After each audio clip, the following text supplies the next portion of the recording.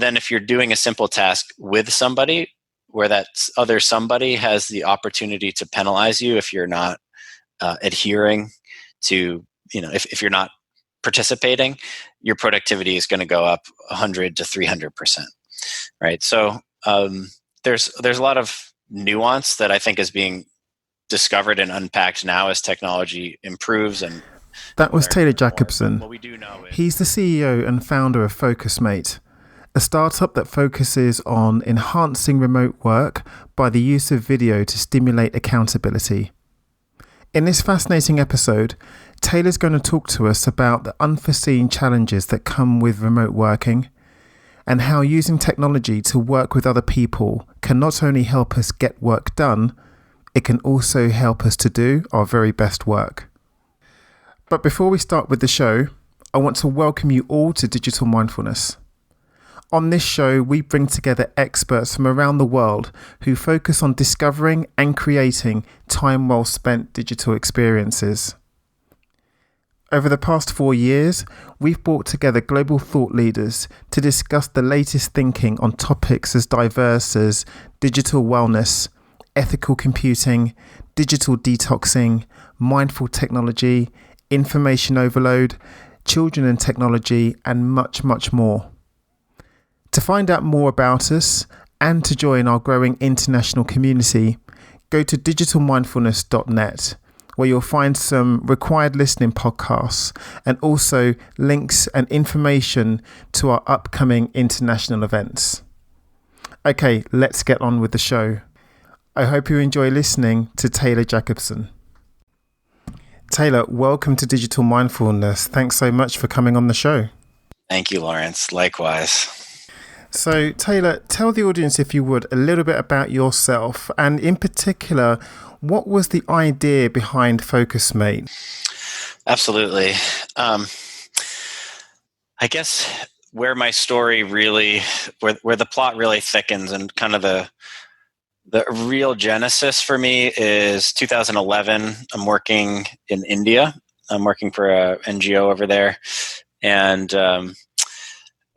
my office location changed, and my commute went from being sort of reasonable to what I thought was pretty unreasonable. And if you haven't been to Mumbai or taken the trains there, which really I hope very few of you have, it's a very hot, sweaty, pretty miserable sort of crowded condition. And so I begged my boss to let me work remotely.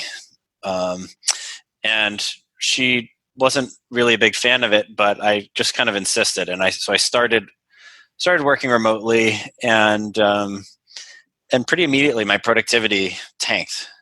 So kind of validated her concerns. And so she and I wound up having a couple of subsequent conversations just about, my job performance. And even that was pretty scary to me as someone who had been a high performer my whole life.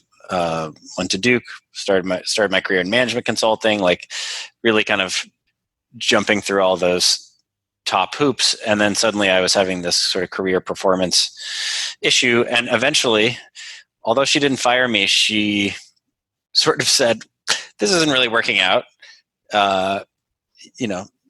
You can stay here, but you can't work for me."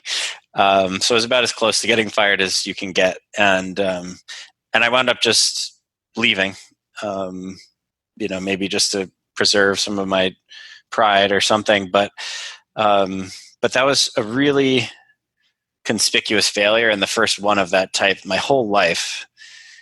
And it really sent me into a tough place where I was experiencing a lot of shame and some depression.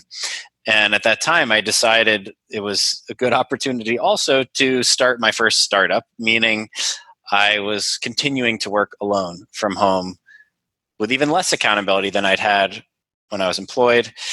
And so it was kind of this perfect storm of factors that just was a really kind of deep pit. And so one of the things that happened was I just started reading about self-improvement, different topics from the behavioral science side to some more of the spiritual side to all the different pieces, and it started slowly but surely to help me climb out of that place. And it also really solidified this emerging passion that I had for human potential because of my own crucible. So at that time, I decided I was going to double down on that topic as my core career interest. And so out of that, I eventually got trained as an executive coach. I built a coaching practice here in New York. I got a lot of experience really applying all of these topics in a very applied way, let's say, of working one-to-one with people, seeing what real people are struggling with, what works, what doesn't. There's not really any place to hide when you're doing one-on-one coaching. You can't sort of hide behind platitudes and advice and stuff. So that was a pretty cool boot camp for me in just really deepening my expertise there. And Focusmate really grew out of that, where I had one client who I'd been working with for a long time, really high performer, but a self-proclaimed procrastinator and quite bad.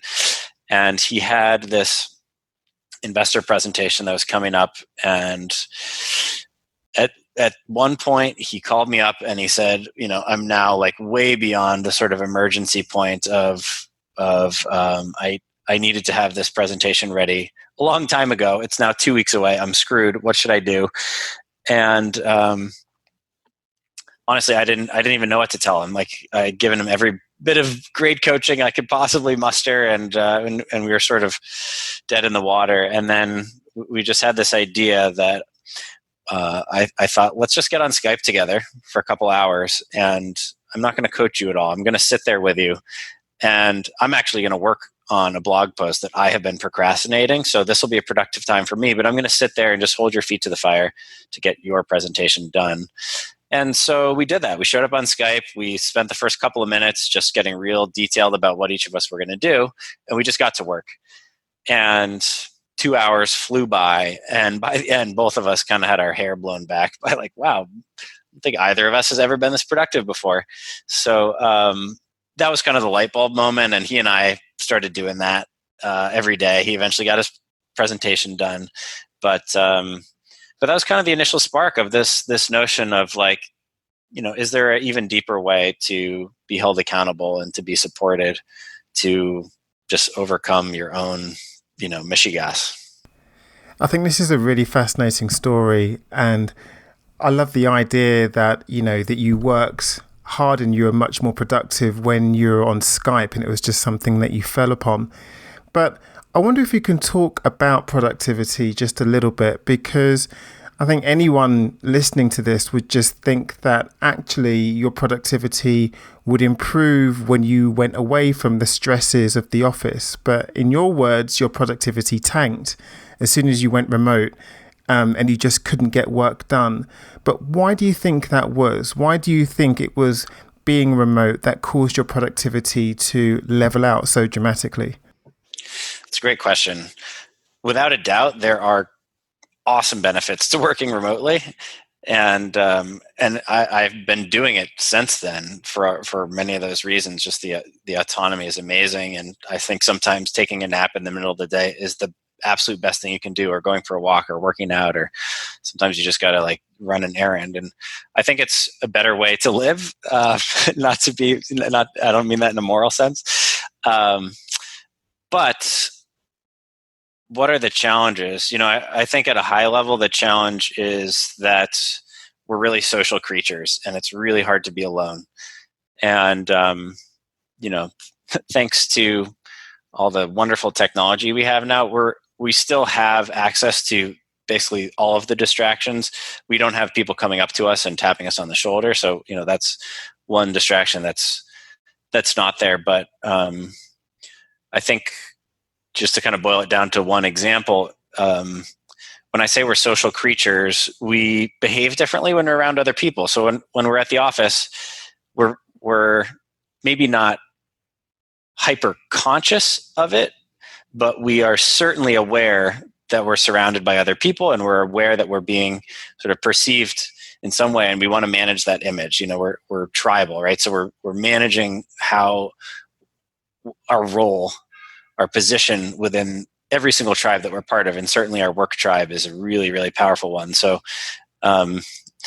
you might actually not be as productive as you possibly could, but you're certainly doing the things that have the trappings of sort of high status behaviors within the work context, which probably means, working slightly longer hours. And if somebody's walking by, you're really not going to be on Facebook unless you're really confident about your job or something. So when you're at home, you don't have these social triggers that are kind of pushing you to achieve a higher status within your tribe.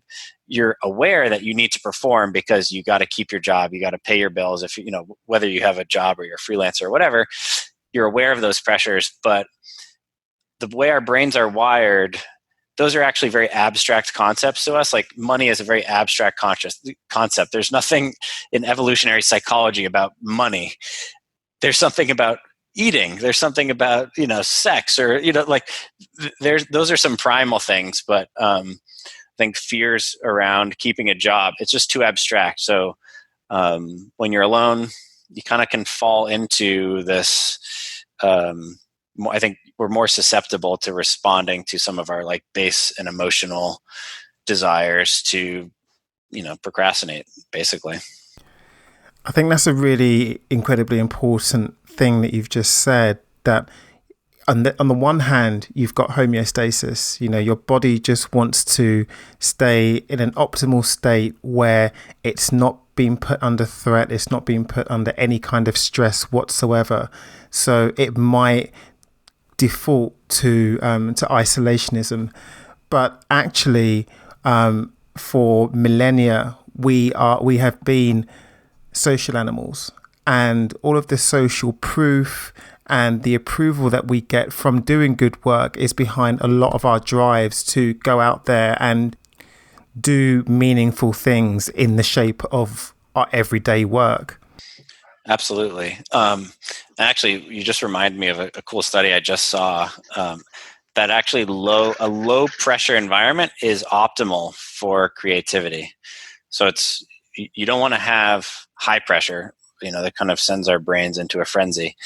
But also, if there's no pressure whatsoever, no magic happens. So this is Teresa Amabile from Harvard, who did this research. So it's kind of an interesting thing where, maybe just stepping out of that traditional office environment, we lose the low pressure that we get from being around other people.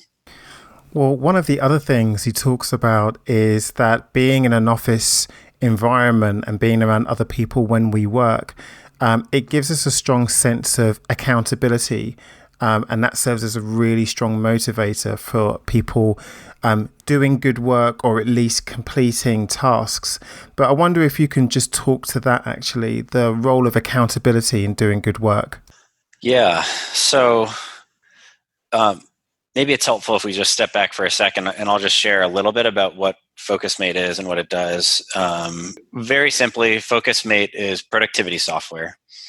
But really what it's tapping into is this thing I alluded to around sort of tribal nature and social pressures, using that to make us more productive, especially when we're alone. So what Focusmate enables is for two users anywhere in the world to sit side by side remotely on a video call while they're each getting work done. And that maybe sounds a little bit simplistic. It's kind of like going to the library with a study buddy or something, except it's for any kind of work. It's for anyone. It's on demand.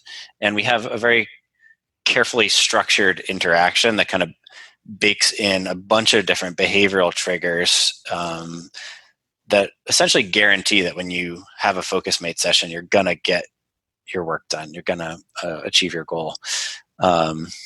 So it's a standardized session format. It's 50 minutes long. At the beginning, you greet your partner and you immediately talk about what you're going to work on that session. We encourage you to be specific. You write it down, and then you get to work. And then at the end, you also check in with your partner. You reflect on how it went before you say goodbye and wrap up. And each of those, the the scheduling something in advance, the setting a goal, the writing it down, the sharing it with another person, the making it specific, the immediacy of doing it right away, the act of reflecting. Reflection is actually something that increases productivity, and most of us don't do enough of it because it doesn't feel as good as executing.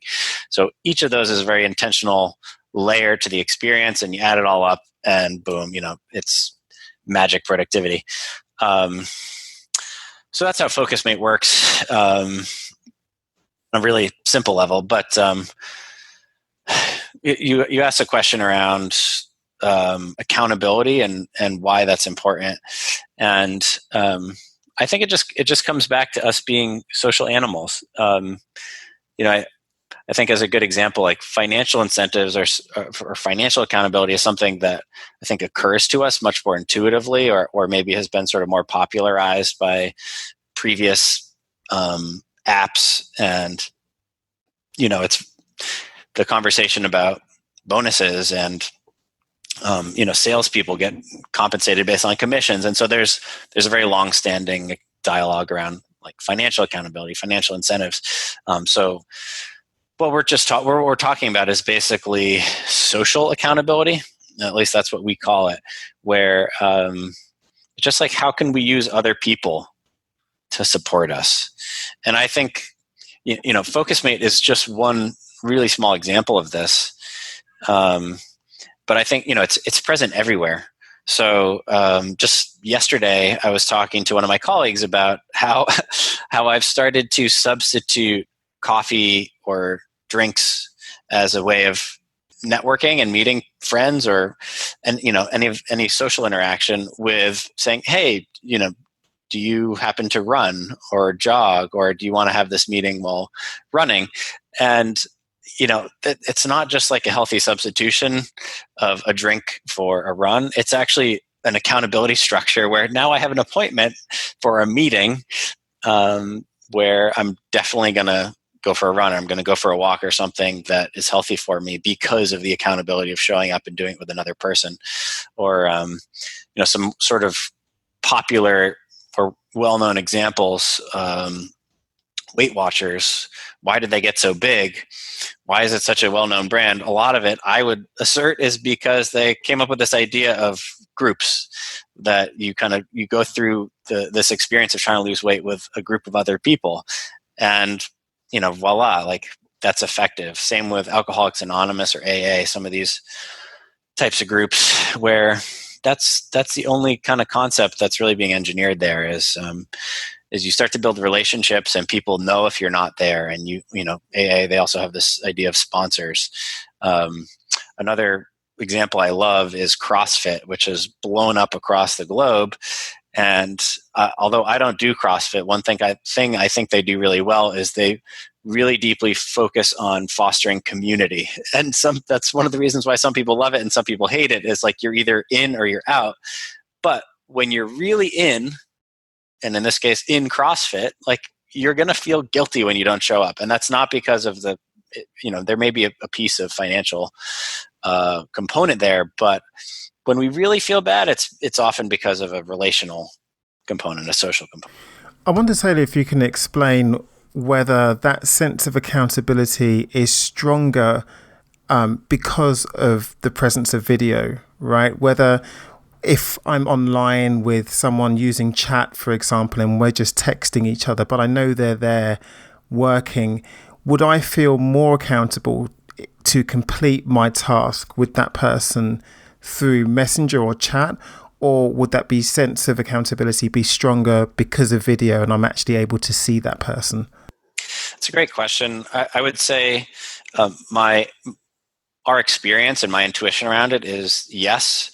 At the same time, it's really an emerging field, right? And now that all these digital forms of interaction are proliferating so much, I think we're starting to try to understand. There's other companies that their entire mission is creating video interactions that are more like real life interactions. So I think there's a lot for us to learn there, but what we know is how we evolved, We didn't evolve with video. We didn't evolve with, a phone call. But to the extent that we're replicating some of the instinctive or sort of programmed responses that happen when we're in the presence of other people, that's going to stimulate a stronger response. There is research that shows, just two quick examples. One, that if you're doing a simple task, making widgets, so to speak, if you do that task simply in the presence of another person, that's going to boost your productivity about 16%. Then if you're doing a simple task with somebody, where that other somebody has the opportunity to penalize you if you're not adhering to, if you're not participating, your productivity is going to go up 100 to 300%. Right. So there's a lot of nuance that I think is being discovered and unpacked now as technology improves and we learn more and more. But what we do know is there's very powerful levers that are at work, and the more of those that we can bake in and use to our advantage, the better.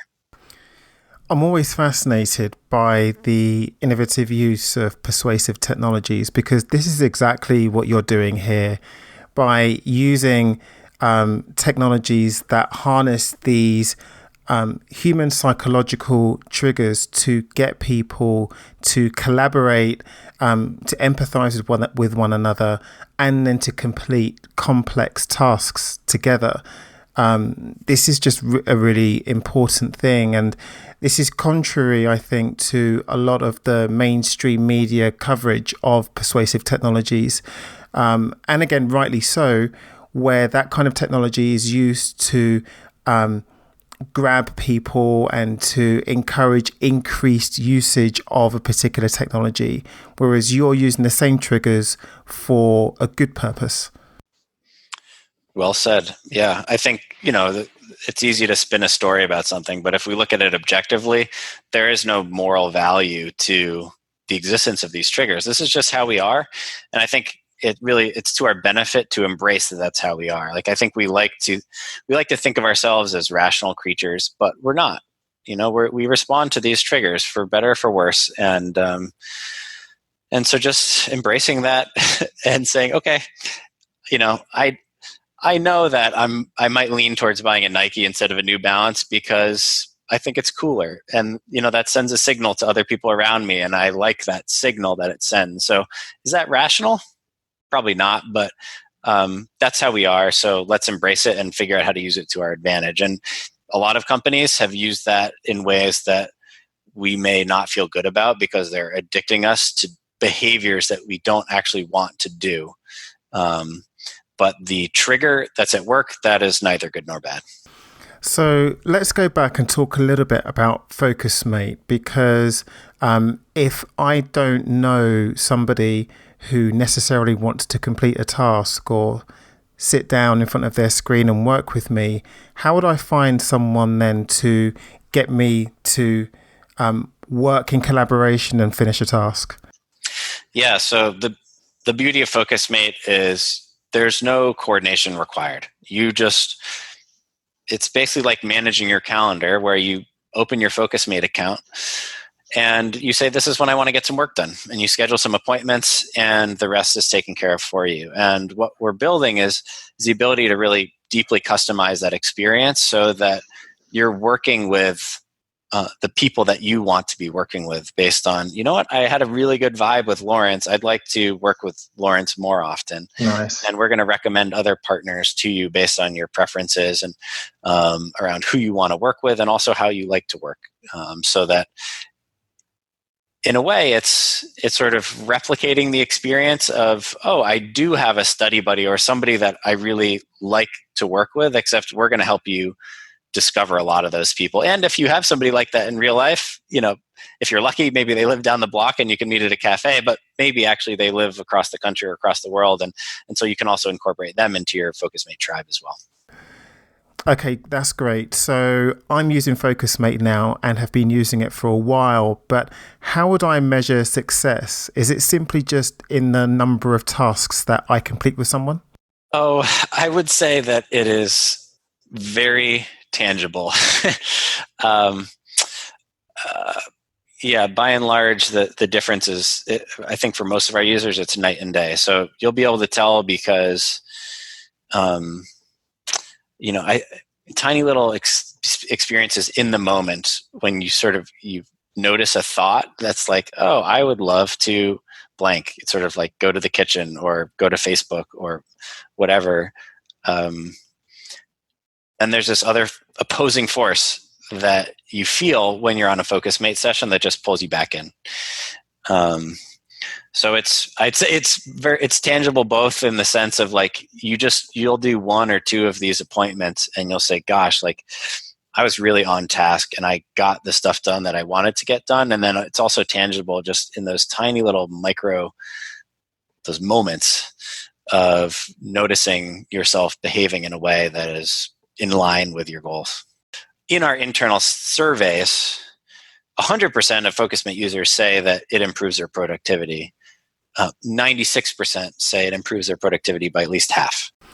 So with that then being the case, Taylor, what would you say is the future for Focusmate? Because in that entire category of getting things done, it would appear that there's a lot of room to grow. Oh, this is a very big question for not a lot of time, but I think what's really important to us and part of our ethos is actually this question of how deeply could you be supported to achieve your goals, instead of sort of working from the ground up of saying, oh, like let me apply this hack or that hack to be more productive. It's kind of working backwards. Like, what would it take to guarantee that you show up and do your work? And okay, that's going to surface a whole bunch of ideas and solutions. And so that's really what we're committed to is just Focusmate being the thing that works when nothing else will. So Taylor, this is a question that I ask everybody. And it's this: in this age where we are increasingly hyper-connected, what would you say are the most important human traits, and how do we cultivate those?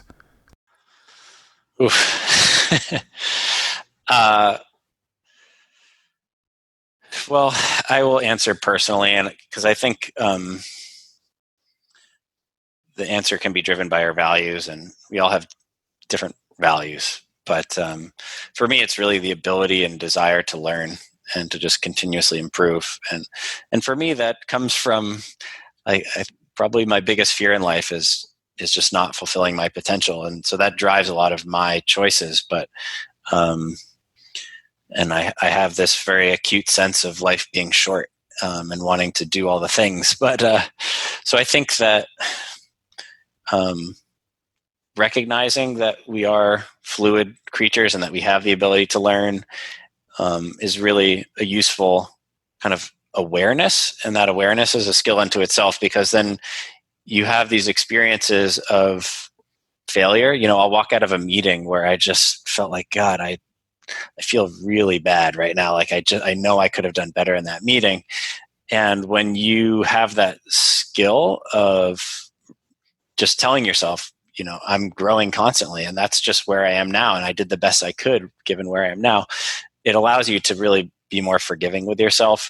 And then it also, for me, it really helps you lean into, okay, well, I really am committed to nailing this skill and having these meetings go. I'm doing some fundraising at the moment, so I'm committed to being really good at fundraising and succeeding at this thing. So I'm going to go and learn that skill. So I think that's one. If we get into a bigger conversation about skills that are necessary in the world, this could go on for hours. But that's one that I think is just life-changing. Terrific. Thanks so much, Taylor. So where can people find out more about you and about Focusmate and connect with you? Yeah, so our website is a good place to find out more about Focusmate and me. That's focusmate.com, focusmate.com.